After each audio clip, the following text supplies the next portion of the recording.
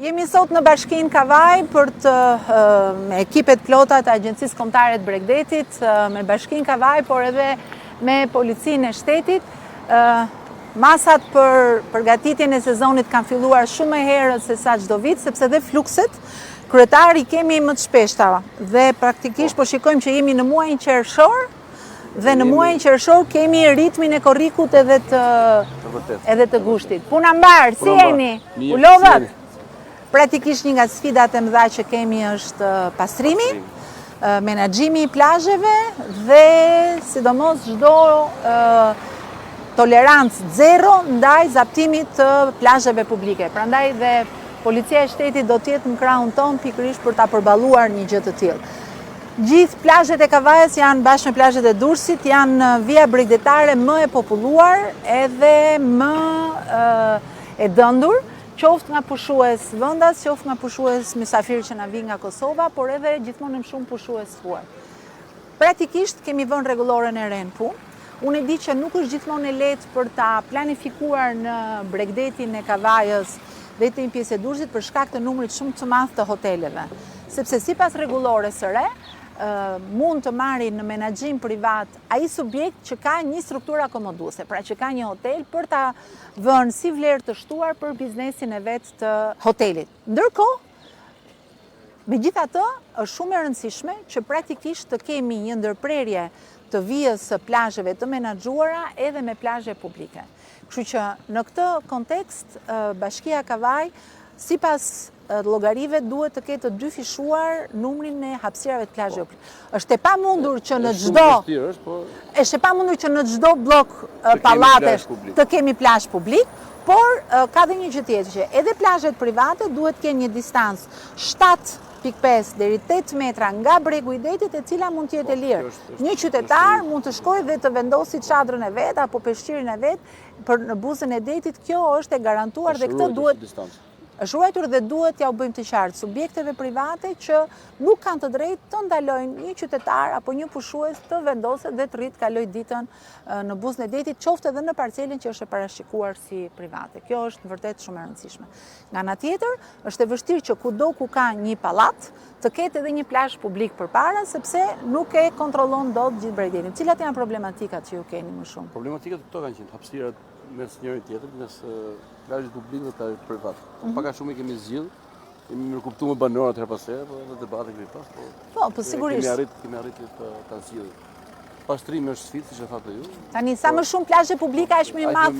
Po kemi shumë hoteleri.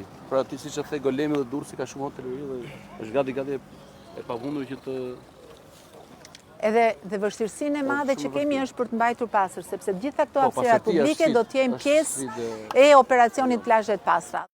Vështirësitë në plazhin e Golemit dihet sepse ka shumë popullsi që kanë shtëpi të dyta, njerëz edhe shumë hoteleri. Sigurisht është nga plazhet më të kërkuara, më të populluara, por jemi këtu për t'i ndjekur dhe për të zgjidhur gjithë hallet. Tani, ajo që duhet bërë dhe që kanë të drejtë banorët është që duhet të kemi një kontroll nga Policia Bashkiake, nga AKB-ja në të gjitha plazhet e Kavajës dhe të Durrësit për të parë respektohen distancat, qoftë distancat midis çadra, po sidomos distanca me bregun e detit. Bregu i detit, distanca e bregut të detit është publike edhe kur bëhet fjalë për një parcele menaxhuar nga një subjekt privat.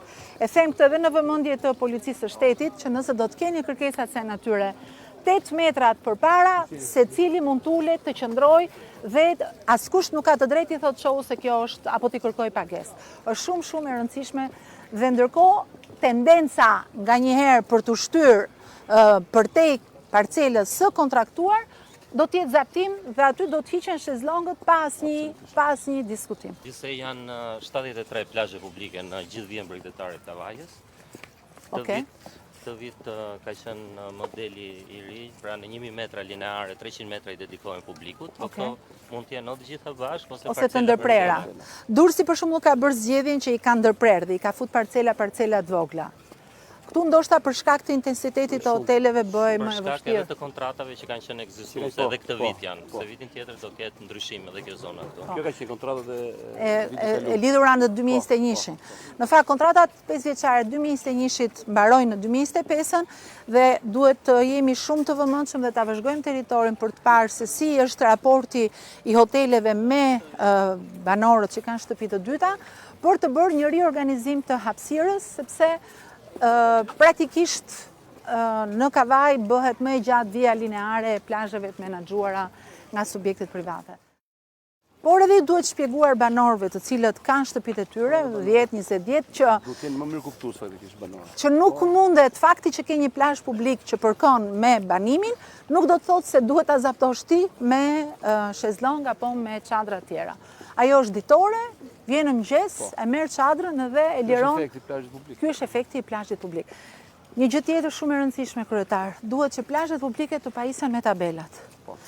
Do me thënë, unë uroj që tabelat jenë vendos, po ndërkohë është shumë e rëndësishme me njoftimin numrat e policisë, të urgjencës kombëtare, të faktit që është plazh publik dhe sidomos pajisjen me bovat. Ku jemi në pajisjen me bovat në Bashkinë e Kavajës? Ka nisur këtë vit, kemi filluar që me hapjen e sezonit, që të plotësojmë kriteret e rregullore që ka për sigurinë e plazheve dhe kryesisht të gjitha bovat janë vendosur. Dhe është duke vazhduar puna nga ana e inspektoriatit edhe nga ana e Agjencisë Kombëtare të Prioritetit që është gjithkohën në terren për çështjet e sigurisë.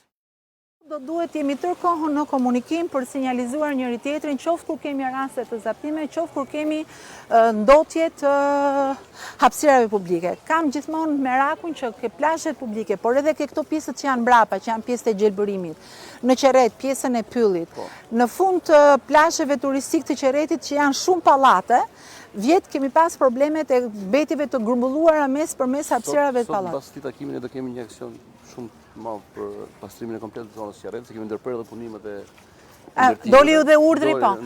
Dhe në këtë rast po them që jo vetëm Bashkia Kavaj, po praktikisht në të gjitha bashkitë e Bregdetit ka dalë urdhri me mbështetjen e policisë.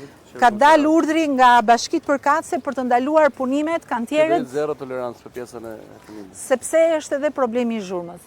Po zhurmë pis. Ju komisar gjithashtu keni edhe një detyrë tjetër që sidomos në fundjavë ku kemi numrin më të madh të ankesave për sa i përket muzikës lartë. Nuk është vetëm çështja orari. Ju jeni pajisur tash në Policia e Shtetit është pajisur me mjetet për të matur nivelin e zhurmave edhe sikur të jetë ora 12 i drekës, nuk duhet lejohen zhurma për te një niveli sepse shkatron pushimet e miletit.